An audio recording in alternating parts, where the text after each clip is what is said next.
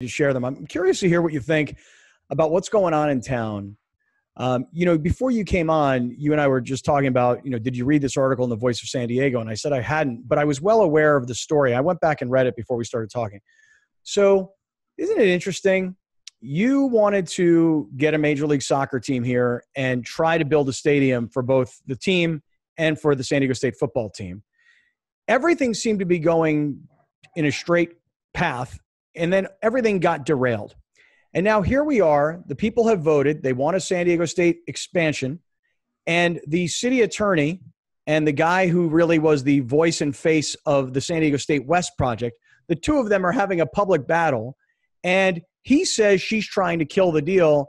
And she's saying this is not going to work for the city.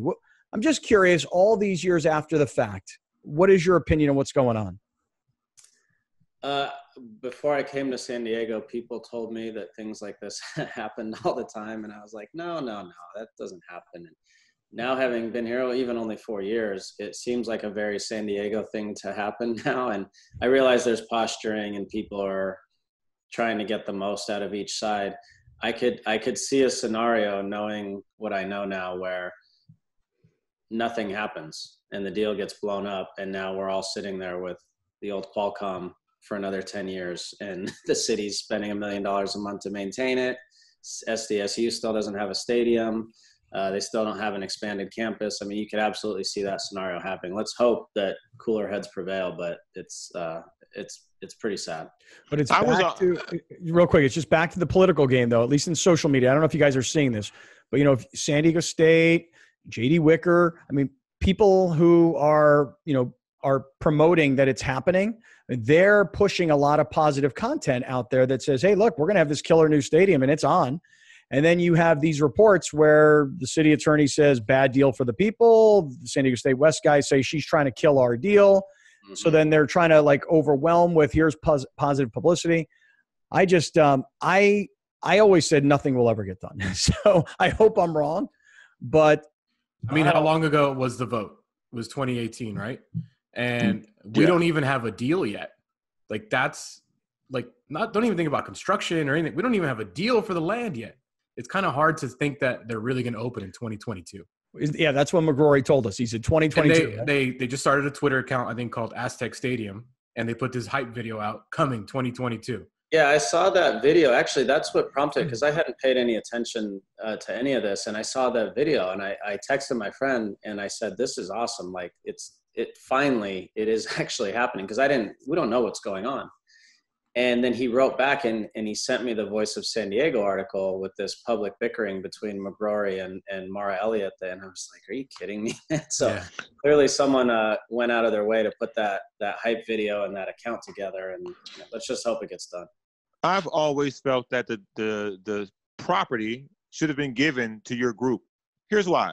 You had professional people with real money that you could look up and go, these people have X amount of dollars. San Diego State is not Alabama.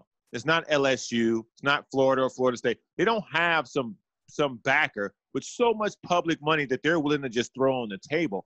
It was always kind of like, well, where's this money going to come from? Because I like Viejas, but it's really just a bunch of concrete. It's not real fancy about it. It's good because the students made it an active place to watch a basketball game. I never felt like that energy was going to transfer by the school's admission or by the school's building where Qualcomm is, because I didn't think they had the money to do something that grand of a scale. Actually, Scott, as you were saying that, John, I was just thinking about something.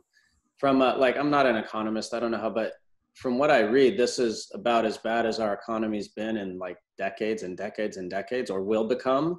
How will that impact this whole thing too? The school systems are going to get impacted too, right? They have to be. Well, the other part of it is this. When this conversation was being had in San Diego, there was the talk of the expansion of the campus, because we need more students. We need to keep them home. We need to recruit more talent. Those people, they graduate, they get jobs, et cetera, they contribute to the economy. What's happened here is we don't know what the future of education is, not as parents. And believe me, I'm talking to a lot of professional educators. You'd probably be like, why? It's another story for another time. But even people in professional education have no idea what the future holds. Will fewer students go back to the classroom? Will fewer collegiate students in particular say, you know what, I like living at home.